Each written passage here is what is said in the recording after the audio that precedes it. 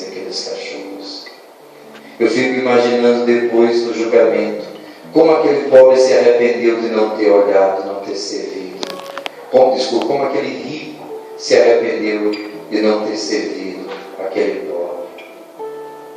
E talvez quantos de nós um dia vai passar por isso? Meu Deus, se eu soubesse onde a caridade ia me levar. A caridade apaga uma multidão de pecados. A esmola livra da morte e do pecado. Não negue nunca. É Cristo que bate à nossa porta. É Cristo que está à nossa porta.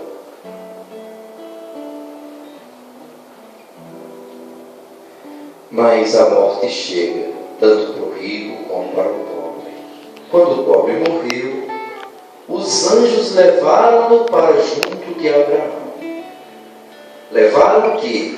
A sua alma. Porque o seu corpo, você imagina como foi o enterro daquele pobre. Se ninguém ligava para ele quando ele estava vivo, só os cachorros, imagina como foi o enterro dele. Aqui na terra, deve ter jogado numa vala comum, morto, como indigente. Mas olha que espetáculo diferente. Aqui na terra, até o final é a injustiça, é a lei dos homens, é a mesquinharia, é a cegueira espiritual. Você vale pelo que você tem. Então, imagine 2 ou 3 jogando aquele homem, pegando como fosse um animal morto, jogando ali numa caverna, numa gruta, ou em algum lugar, enterrando num buraco, cobrindo, esquecendo aquela criatura ali. Mas imagine o espetáculo espiritual, os anjos de Deus pegando aquela alma puríssima, purificada pelo sofrimento, pelas dores, por uma vida inteira de abnegação, de privações, e levando. Imagina o espetáculo, os anjos de Deus, tal como fizeram com, só que Nossa Senhora dava com corpo e alma, né? Tal como fizeram com a Virgem Maria, agora fazer com a alma do pobre Lázaro, desse pobre homem de Deus. E levaram ao seio de Abraão. Depois, diz a palavra, morreu também o rico e foi enterrado. Imagine como foi o enterro do rico. Vocês já pensaram? Caixão de ouro, com certeza. Não é? Que geralmente essas pessoas já tinham o seu caixão, já tinham o seu mausoléu, né? Tudo preparado, já estava tudo, né? Às vezes até da família. E imagina aquelas pessoas que nessa hora chega sobrinho como do que, né? De onde ninguém se espera, primo, um cunhado, não é? Tudo que é família, chorando. E como ele era bom, mas é um santo, ou pessoa caridosa. Eu acho que tivesse um padre lá também, né? Tinha obrigado o padre a fazer aquele belo sermão. Hoje, nossa comunidade, nossa cidade está enlutada. Morreu um dos mais ilustres de seus filhos, um homem boníssimo, um homem temente a Deus, um filho de Abraão verdadeiramente. Um espetáculo belíssimo aqui na terra e um espetáculo terrível espiritual. Quem é que vieram? A Bíblia não fala aqui, mas quem é que veio pegar aquela alma? Quem foi? Os demônios. E levaram para onde? Para o fogo eterno, para o sofrimento eterno, que nosso Senhor chama aqui da mansão dos mortos. Meus irmãos, é muito importante essas palavras de nosso Senhor, porque elas nos revelam uma coisa: existe uma vida pós-túmulo. A vida não se acaba aqui. Eu vou curtir minha vida, vou aproveitar o que eu puder, porque morreu, acabou-se. Se cesse, como diz o Marcos. Se fosse assim, era, não é? Era muito péssimo, né? Para nós, pelo menos, Ave Maria. Se nossa esperança fosse só essa vida, meus irmãos, diz São Paulo, nós seríamos os mais iludidos dos homens. Mas, meus irmãos, existe uma vida eterna ou uma morte eterna. E na região dos mortos, onde o rico estava, no meio dos tormentos, o rico levantou os olhos e viu ao longe Abraão com Lázaro ao seu lado. Existia a crença no Antigo Testamento que bons e maus morriam e iam para a região dos mortos esperar a ressurreição final. Era tudo junto, parecia. Jesus está dizendo aqui, não. Depois que morre, vem logo o julgamento. A alma é julgada diante de Deus e já tem o seu destino eterno. Ou vai para o céu, ou vai para o inferno. Claro, alguns que vão para o céu, como não estão preparados, como só os puros de coração, verão a Deus. Não sofreram tanto como esse homem, não foram tão fiéis, não foram tão pacientes, não cumpriram os mandamentos de Deus tão perfeitamente, mas se arrependeram, morreram em arrependimento, confessados com os sacramentos, na graça de Deus, na amizade com Deus, então vão para o céu. Mas, antes de chegar no céu, tem uma antessala, um lugar de purificação, não é? Que nós chamamos de purgatório. Quando Jesus disse, se você está a caminho para o tribunal, faça logo as pazes, faça logo a reconciliação com seu irmão. Senão, ele vai lhe entregar ao juiz, e o juiz te colocará na prisão, e de lá não sairás até não teres pago o último centavo. E também quando o nosso Senhor falou assim sobre o pecado do Espírito Santo, ele disse assim, esse pecado não tem perdão nem nesta vida, nem na outra. Ou seja, existem pecados que nós, se tivermos arrependido aqui em vida, pela confissão, pelos sacramentos, por uma contrição perfeita, eles são perdoados aonde? No purgatório. Porque o pecado, existe duas facetas do pecado. Existe a culpa que leva para o inferno, e existe a pena que leva para o purgatório. A culpa é perdoada na confissão, e a pena é perdoada ou nos dias de indulgência, ou pelo sofrimento aceito. Por que é que aquele ladrão foi direto para o paraíso? Porque era bom? Não, porque aceitou o sofrimento. Uma morte de cruz, a gente não tem nem ideia do que é uma morte de cruz. É um sofrimento atroz. Você já notou que algumas pessoas que não estão tão preparadas, mas elas morrem mortes muito violentas ou muito dolorosas, ou demoram muito a morrer? Aquela pessoa difícil que passa muitos anos se purificando sobre uma cama. É Deus purificando essas pessoas para que elas possam ver a face de Deus mais rápido. Então, meus amados irmãos, o julgamento acontece logo depois da morte. E quando aquele homem que foi julgado, condenado, estava no inferno, no sofrimento eterno do inferno, ele levantou os olhos, e quando ele viu a sorte agora eterna de Lázaro, junto de Abraão, dos santos de Deus, ele gritou, Pai Abraão, tem piedade de mim. Manda Lázaro molhar a ponta do dedo para me refrescar a língua, pois sofro muito nestas chamas. Tem piedade de mim, ou seja, tem misericórdia de mim. Tarde demais. O tempo da misericórdia é enquanto estamos vivos. O tempo da confissão, da arrependência dos pecados, de pedir perdão a Deus, é durante a nossa peregrinação terrena. Por isso, não adie a sua confissão. Não deixe pecado sem confessar. O pecado que não foi confessado não é perdoado. Você vai levá-lo para diante de Deus. Só tem uma maneira de você não levar esse pecado diante de Deus. Quem quer ir aqui para Deus puro? Confessar os seus pecados com arrependimento. Confessar com sinceridade. O tribunal de Deus É bem diferente do tribunal dos homens. No tribunal dos homens você tem que mentir. Não, eu sou inocente, eu sou bom, eu fiz sem saber. Né? Você sempre tem que arranjar uma desculpa, um paliativo para a sua pena ser um pouco mais branda, até você ser inocentado. No tribunal de Deus é a verdade que liberta, é a contrição, sem justificativa, é rasgar, dizer: eu sou pecador, eu sou merecedor do inferno, meu Deus, eu sabia que estava errado e eu fiz, mas hoje eu me arrependo e peço a tua misericórdia. Mas enquanto está vivo, por isso que os sacramentos são para os vivos. Não adianta mandar celebrar muitas missas para uma pessoa que não teve a mínima fé, a mínima abertura para a graça de Deus.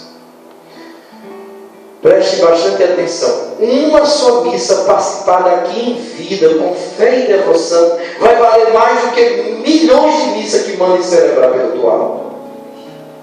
Entendeu? O sacramento é para os vivos. O batismo é para os vivos. A criança nasce morta, pode ser batizada? Não. O sacramento é para os vivos.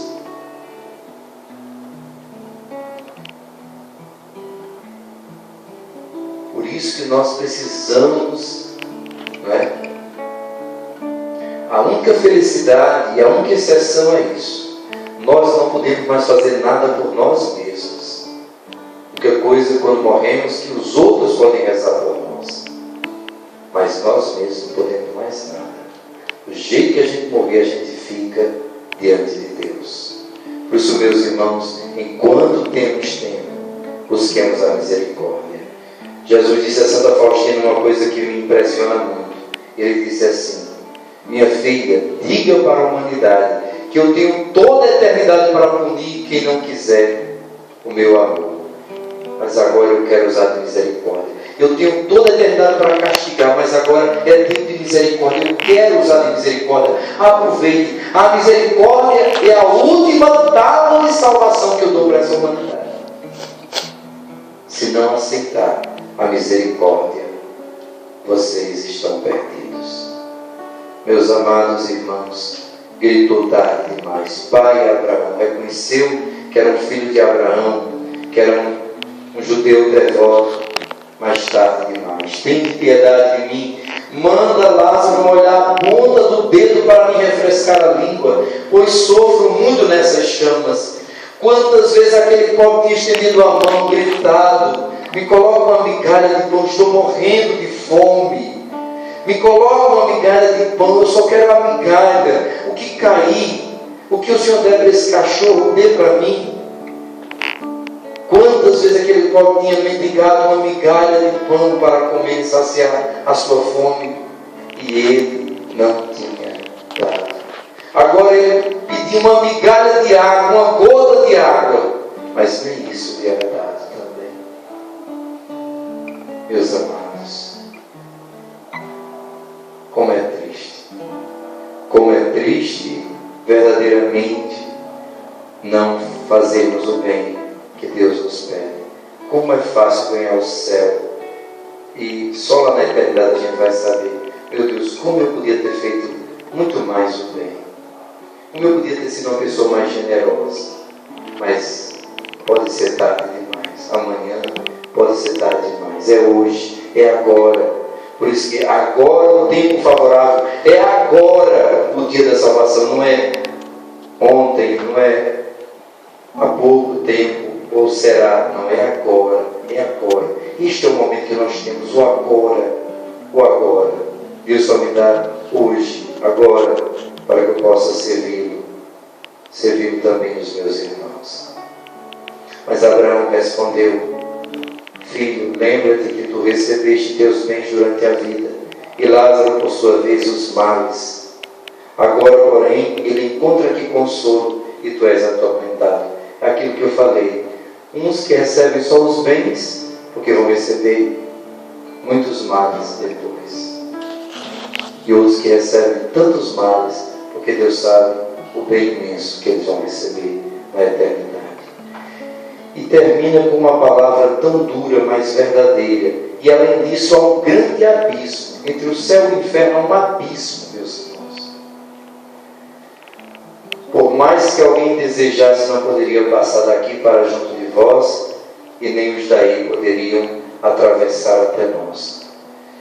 Eu ouvi uma historinha, não sei quem foi que me contou, que dizia assim, que um homem morreu, não é bíblica não, é justamente o contrário, e foi no céu, chegou no céu e disse: São Pedro, meu nome está aí, se você quiser, você fez algumas caridades, morreu em arrependimento, mas eu ouvi falar que o inferno é tão ruim assim como se fala, não é? Então, antes de conhecer até o céu, eu estou achando que aqui é meio paradão, é só aquela música de louvor. Também gostava às vezes de uma paradinha, eu vou lá no inferno. Pois, pegou o elevador, tchum, né? Por isso que eu digo que não é bíblica, né? Desceu, chegou lá, uma festa maravilhosa, aqueles poderosos do mundo, todo mundo, olha, compadre, que bom lhe ver. Todo mundo falando com ele, o capeta muito mansinho, bonzinho, servindo a todos, batia nas costas, né? E um bocado de gente, um bocado político, de gente até padre, será que tá bom, mas que coisa boa, né? E foi muito, mas ele disse: eu tenho que ir lá dar uma satisfação a São Pedro. Pegou o elevador, subiu. Aí disse, São Pedro disse, eu gostei muito do céu, agradeço, mas minha vida foi meio paradão, mas também gostava de lá, parece que está melhor, então eu vou. Olha, agora não tem mais volta, a escolha é uma só. Tudo bem, então assina aqui. Assinou, pegou o elevador muito feliz, ajeitando a roupa, chegou lá, o andar que ele botou no antigo do inferno, a sala de recepção não abria mais. Aí ele, esse elevador está quebrado, já começou a ficar meio nervoso, o negócio foi esquentando. Só abriu lá embaixo. Chegou lá aquela coisa horrorosa, as pessoas almas gritando, sendo atormentadas, um xingamento, aquele ódio, aquela coisa. Ele disse: não estou enganado, eu acabei de receber. Não tem nada, não. Você não quis o inferno? O inferno é isso. E ali eu estava em campanha pela sua alma. Eu já consegui seu voto.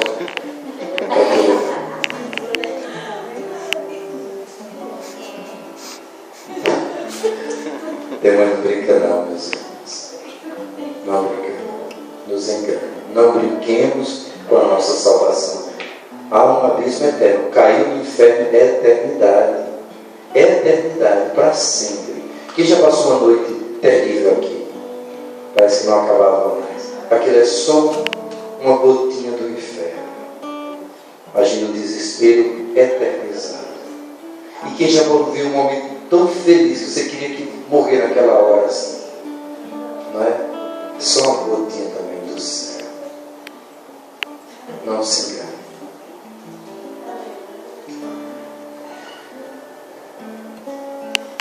O rico insistiu que a vida dele sempre dá um jeitinho. Aqui na terra sempre tem um jeitinho, mas na eternidade não tem mais jeitinho. Pai, eu te suplico. Olha, já começa a humildade, mas a humildade tarde demais. Manda Lázaro à casa do meu pai, porque eu tenho 5 irmãos. Manda preveni-los para que não venham também eles para este lugar de tormento. Que é muito interessante. Ele começa a se lembrar de sua família. Vão todos para a mesma condenação. Vão todos para o inferno.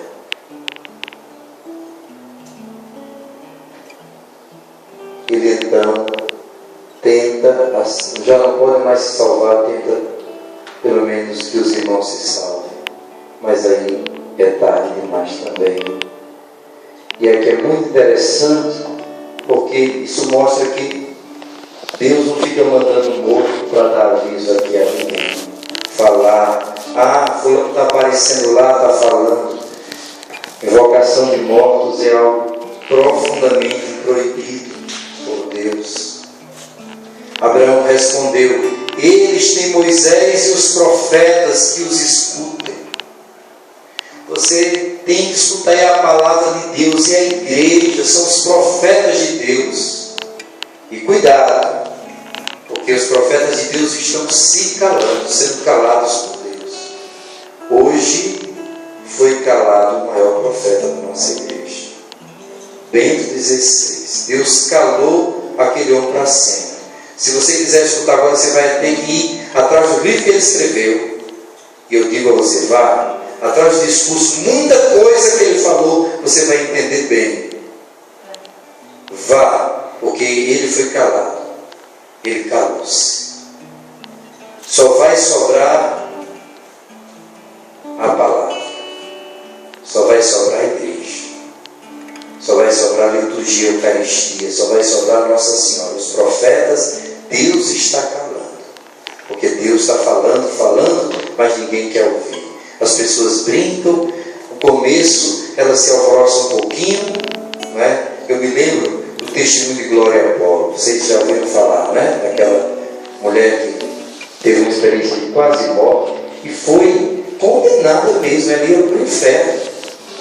Mas Deus permitiu, pelo sacrifício de um homem aqui na terra, e ela conta, ela viu lá, e Deus mandou que ela voltasse para a missão, para avisar as pessoas, para ninguém dizer assim, nós não sabemos. Aquela mulher é extraordinária, meus irmãos, não é uma visionária, não é uma louca. Eu assisti o testemunho dela em Goiânia, eu fiquei impressionado, porque aquela mulher podia muito bem impressionar, primeiro mostrando as cicatrizes, porque os seios dela, por exemplo, secaram. Imagine, o raio comeu. Ela disse que a maior vaidade dela era fazer exercício 4 horas de academia para ter os seios bem firmes, bonitos, para mostrar aquele decote mal do mundo, e as pernas. Foram os primeiros órgãos que o raio queimaram, deixaram 2 buracos nos seios dela, e nas pernas queimou a carne toda e deixou os ossos à vista. E a maior descarga foi por causa do DIU, né? E também, como ela usava o DIU, que é abortivo, né? E o DIU é de cobre, então e as trompas dela, os ovários, ficaram feitos 2 canos de feijão secos, assim, não é? Então ela não tinha possibilidade nenhuma de ter um filho. Ela até agradeceu a Deus depois que ela voltou, porque ela não ia mais precisar se preocupar com a questão de gravidez. Mas um dia ela está tomando banho, ela tomava banho, ela mesmo diz, com a mão sobre os seios, porque era dor muito grande quando a água batia nos seus seios, e ela disse que de repente começa a sentir os seios. Do nada, Deus faz com que os seios, que eram 2 buracos, comecem a existir. Então uma mulher dessa tinha tudo para mostrar, através de fotos, impressionar. A cicatriz do corpo dela era só um momento que ela levantou um pouquinho a blusa e mostrou assim uma grande cicatriz. Não mais. Não ficou insistindo na parte milagrosa, física. Ela passou 3 horas falando e não se cansava. E ela disse, meu marido acaba de falecer, minha filhinha, e olha que eu ia morrer e meu marido ia viver. Mas depois que eu voltei, meu marido se converteu. Nós tivemos ainda uma filha. Deus fez com que meus ovários, que estavam todos pulverizados, Deus restaurou. Eu tive uma filha, me deu seios novos para eu amamentá-la. E quando minha filha está 2, 3, 4 anos, Deus levou meu marido, que estava preparado. Eu deixei lá minha filhinha, ela disse, anos atrás em Goiânia, eu deixei minha filhinha lá na Colômbia, chorando a morte do pai, porque eu não quero que vocês chorem a morte eterna de vossas almas. Você ouviu falar sobre o que é o céu, o purgatório, o que é que acontece depois da nossa morte. E como a gente tem que viver na graça de Deus. Aquilo eu achei forte demais, meus irmãos. Aquilo eu achei forte demais. Então é isso. Você começar a perceber que as pessoas correm risco. Que as pessoas correm risco eterno. Foi o que esse rico fez, condenado. Ele pensou pelo menos na sua família. mas o amor humano, né, que não existia qualquer coisinha nele naquele momento. Então Deus, através de Abraão, diz: eles lá têm Moisés e os profetas, escutem, tem que escutar a palavra, tem que se converter. Não fique atrás de sinais, de coisas extraordinárias, atrás de morto, atrás de ouvir mensagem. Se existe mesmo o céu, o inferno, o purgatório, que venha alguém do além me dizer. Deus não vai se servir disso, porque senão não seria um mistério de fé. Você seria obrigado, coagido a acreditar. Deus quer a sua confiança. Deus falou na sua palavra. Tem tantos santos que viveram isso, tantos mártires que por amor a essa vida eterna perderam a sua vida aqui na terra. Então que sentido tinha para esses homens se eles não acreditassem na vida eterna?